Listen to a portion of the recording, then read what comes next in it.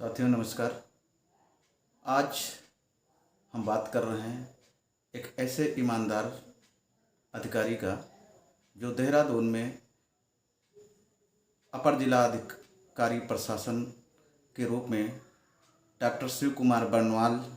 जी का पिछले लंबे समय का एक ही इतिहास है कि निरंतर निडर होकर के उन्होंने जनता के हित में, प्रदेश के हित में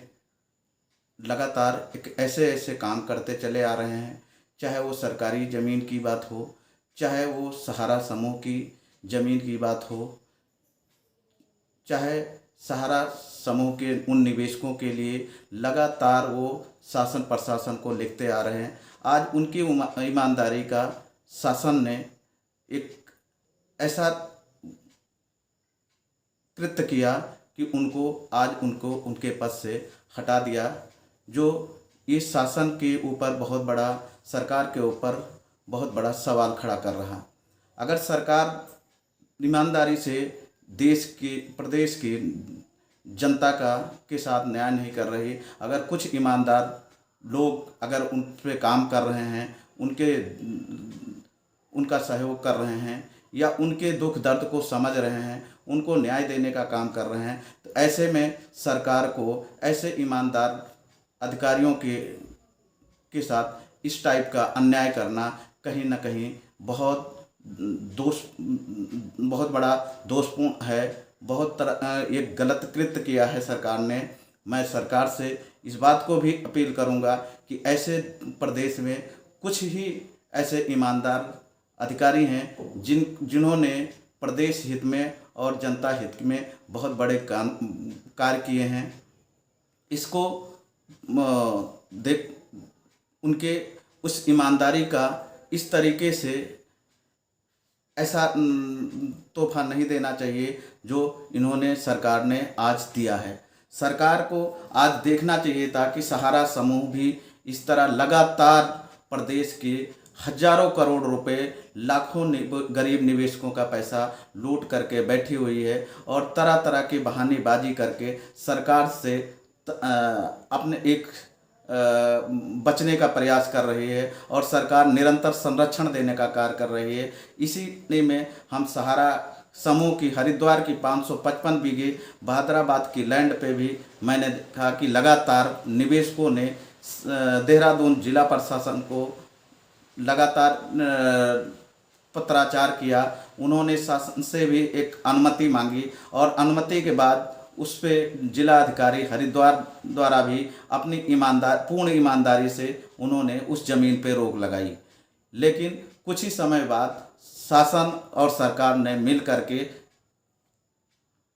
उस ज़मीन पे रोक हटाई, क्योंकि उस ज़मीन में कहीं ना कहीं बहुत सारे विधायक और मंत्रियों के नाम आ रहे थे। कहीं ना कहीं उन लोगों का बहुत बड़ा उस ज़मीन से नाता और रिश्ता जुड़ा हुआ है। मैं सरकार से विनम्र निवेदन कर रहा हूं कि ऐसे ईमानदार अधिकारियों के साथ इस तरीके से ना करें। अगर कि उनके साथ जो ईमानदारी से कार्य कर रहे हैं उनको इस तरीके से दंडित करें। उनको आज प्रशंसा पत्र देने के बजाय, उनको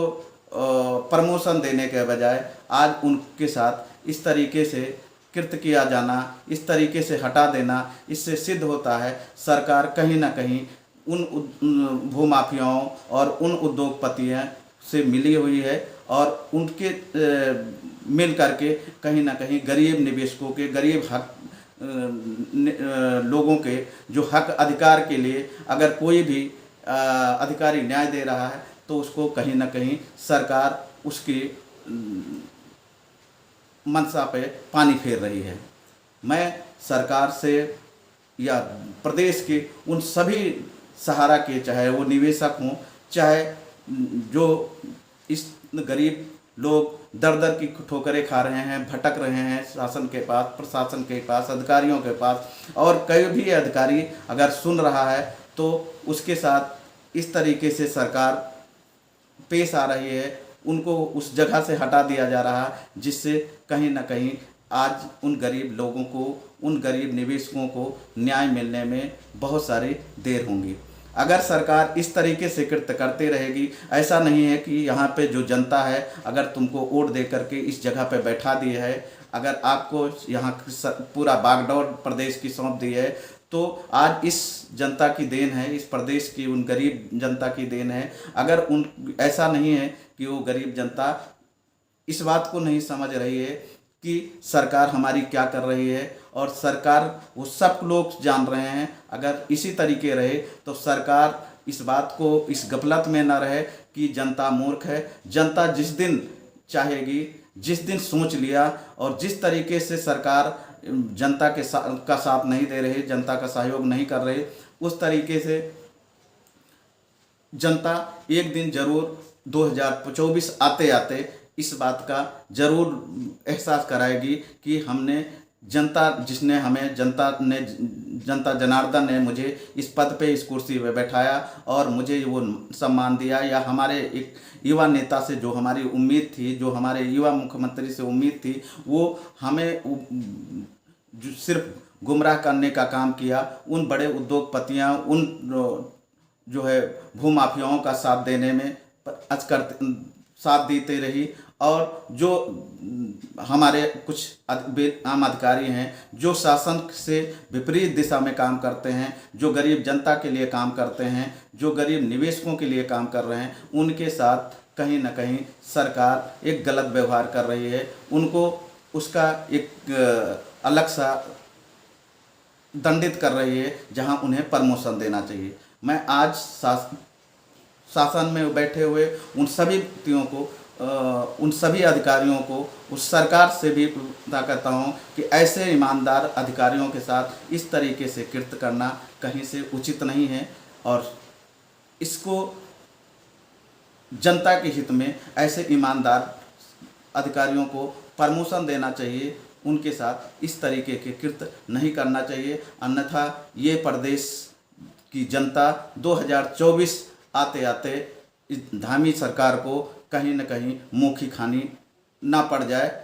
और लगातार जिस तरीके से प्रदेश में सहारा के निवेशकों को लेकर के या अन्य कंपनियों के निवेशकों को लेकर के प्रदेश में ना बट्स एक्ट की अनुपालना हो रही है, ना उत्तराखंड का पीआईडी एक्ट 2005 लागू है, उसके तहत ना कोई अनुपालना हो रही है। अगर अनुपालना करके उन निवेशकों का भुगतान नहीं कराया तो कहीं ना कहीं सरकार को इसका खामियाजा भुगतना पड़ेगा। धन्यवाद, नमस्कार।